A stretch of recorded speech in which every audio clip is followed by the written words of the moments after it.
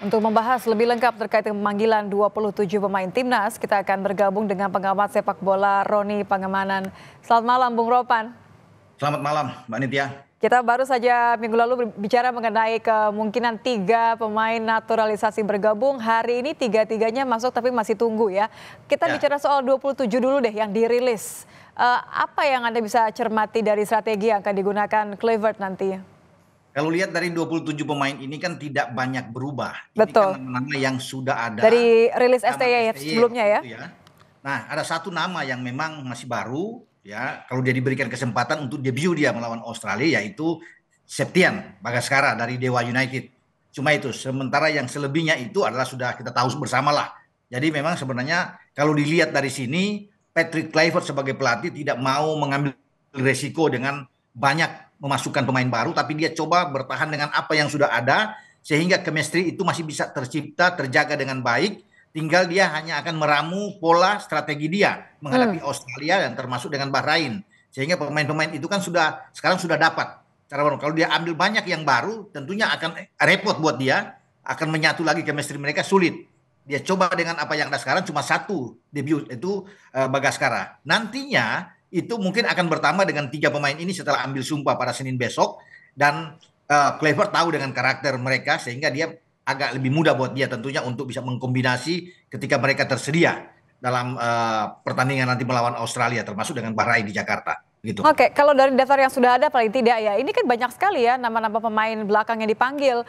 Ini artinya kira-kira Kluivert akan menggunakan sistem 3 back dengan 2 tambahan wingback atau bagaimana nih? Kita kan harus consideration ada Alex Pastur di sini ya, kerap pakai formasi tersebut.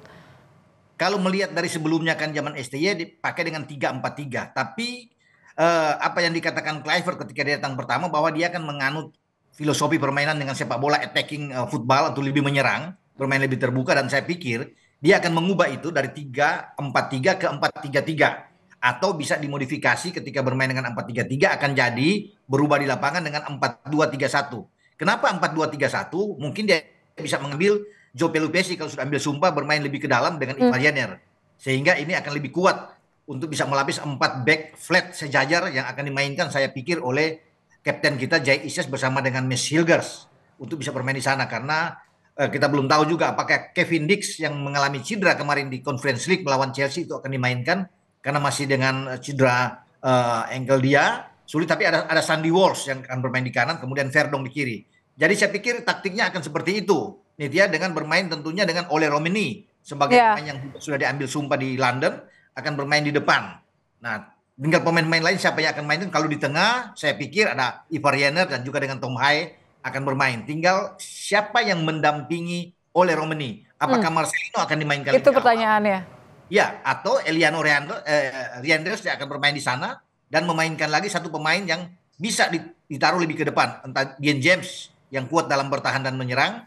Semua tergantung dari Patrick Kluivert untuk bisa melihat, karena saya pikir hari ini kan dia akan datang bersama dengan Jordi Cruyff. Berarti sebenarnya Bung Ropan, jadi atau keburu atau tidaknya 3 pemain naturalisasi nanti untuk kemudian prosesnya berjalan dengan sesuai harapan kita ya tanggal 20 bisa main. Sebenarnya menurut Anda Kluivert sudah punya line up yang cukup?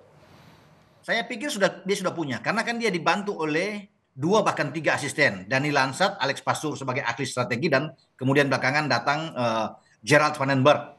Apalagi datang lagi Jordi, pasti Jordi akan membantu sebagai penasihat teknik untuk bisa memberikan masukan-masukan terhadap Patrick Kluivert. Tapi kalau bisa melihat bahwa tentunya mereka sudah lihat pertandingan kita lawan Australia yang berakhir imbang, melawan Bahrain, terutama juga dengan pertandingan terakhir melawan Arab Saudi ketika kita menang di Jakarta.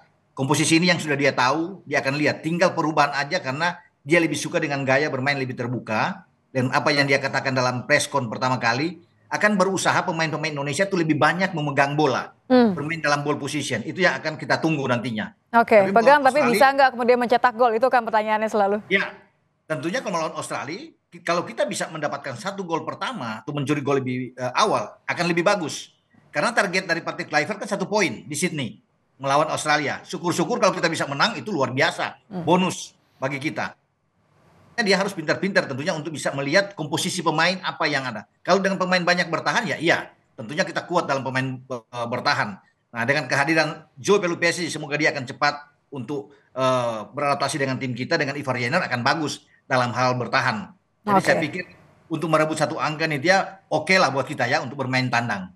Oke. Kalau bicara jadwal artinya lagi-lagi persiapan Kluivert selalu dianggap singkat gitu ya. Dua leg ini cuma terpaut 5 hari aja, tanggal 20 Australia, kemudian tanggal 25 balik ke GBK lawan Bahrain.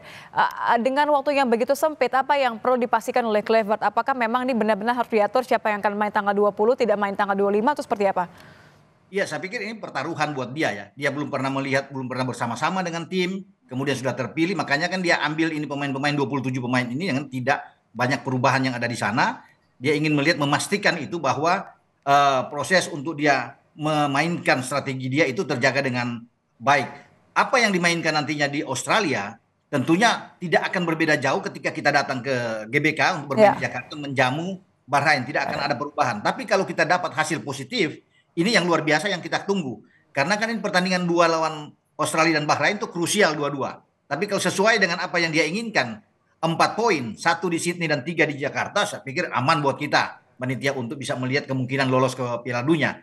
Nah, soal strategi tentunya kembali kepada Patrick Kluivert untuk siapa dia akan memasangkan pemain ini. Gitu. Oke, hanya waktu yang bisa membuktikan ya. Terima kasih Bung Ropan sudah bergabung bersama kami di Kompas Malam. Selamat malam, Bung.